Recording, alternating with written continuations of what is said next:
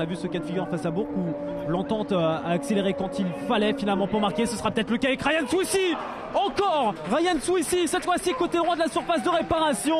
Même sort qu'à la 6e minute, c'est une frappe hors cadre et nous sommes désormais à la 11e. Là où il y a de l'activité offensive et le petit espace dans le dos a été quand même plutôt bien utilisé, notamment par Simondia qu'on avait retrouvé en point d'ancrage. Et finalement distribution en retrait avec Dia et puis Swissi dans la surface de réparation. Simondia, Louis Souchon. QRM qui malgré ses absences d'aujourd'hui, et pas des absences mineures, hein, Stan Oliveira on en a parlé, il aurait pu disputer son 100e match national ce soir, une absence notable, mais Arrojo finalement il est là, et Salamon aussi, premier arrêt du match pour Michael Salamon, et Alexis Arrojo va devoir attendre un petit peu pour son deuxième but sous les couleurs de QRM. Alors il aura l'occasion naturellement de marquer davantage. 50e match pour lui ce soir dans le championnat, et Moussy Tioko au pressing pour contrer ce dégagement manqué de Michael Salamon. Quand ce n'est pas Arrojo, c'est bien Moussy Tioko qui vient mettre la pression, qui vient mettre le danger.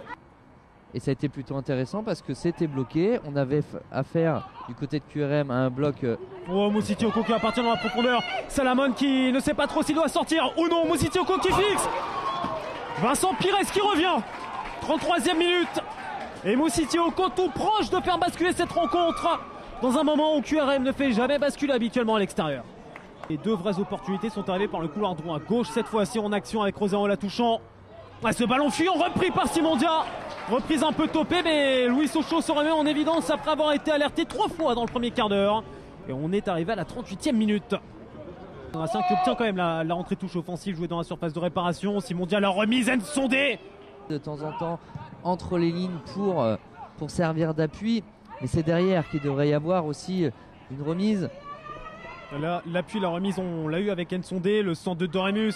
Nsondé, et derrière cette tentative acrobatique. C'est à l'image de ce garçon de toute manière. Madi Talal, c'est l'éclaircie dans, je dirais pas la pénombre de Saint-Gratien cette saison. Mais au moins, il aura fait rayonner un petit peu de jeu sur cette fin de première période. Mais on s'arrêtera quand même avec ce score de 0-0 entre Saint-Gratien et Queviron Métropole. Notamment le Red Star qui s'était positionné sur Richard Samnik et qui finalement a été coiffé sur le poteau par QRM, justement Samnik sur cette action, et qui va reprendre Madi Talal à la limite de la faute, et c'est le point de pénalty qui est désigné par Rémi Landry. Rares sont les occasions où l'entente selon Saint-Gratien vient dans la surface adverse, elles sont très rares, et ça a peut-être donné une balle de but à la 50e minute. Attention à ce que tout le monde soit bien en dehors de l'arc de cercle, c'est-à-dire à 9,15 m du point de réparation. Madi Talal. Une tradition bien mauvaise continue pour QRM, 5e pénalty encaissé de la saison, mais les dynamiques s'inversent pour Sannois, premier pénalty inscrit cette année. Madi Talal, encore, toujours, pour sortir en tente de mauvaise situation, 6e but de la saison et 1-0 à la 52e. Et la réalisation technique derrière, on la connaît à QRM. Attention quand même, Simondia avec la frappe de Tafadia, sortie par Louis Souchot. Et d'un but à l'autre par une alternance court, longue. Swissi pour aller retrouver Talal. Face à Samnik, temporisation. Swissi, l'arrivée, la frappe du pied droit. Top arrêt, Louis Souchot, comme souvent en 61e minute. Il reste l'option à rater sous le mur. Est-ce que Rogy va la tenter? Il a plutôt tenté la frappe au second poteau. C'est renvoyé par Jérémy Laborde. Et derrière, c'est complètement déchiré par Steve Chamal. Ouais, il a été buteur en fin de match, 3 buts inscrits sur cette saison en 22 rencontres, mais ces 2 buts là face à Laval et face à Marignane sont inscrits au-delà de la 85e minute.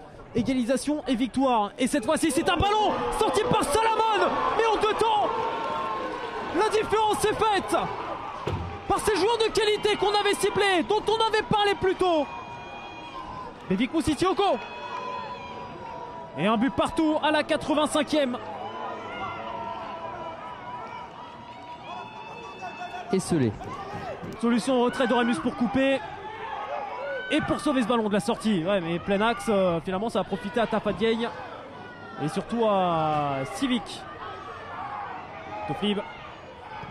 La frappe à côté de la cage de Salamon.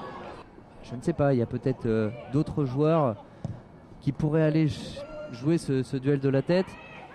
Voilà, Moussy Tioko par contre il joue le ballon de la tête, il protège, il décale l'arrivée de Timothée Toflib à côté de la cage de Michael Salamon.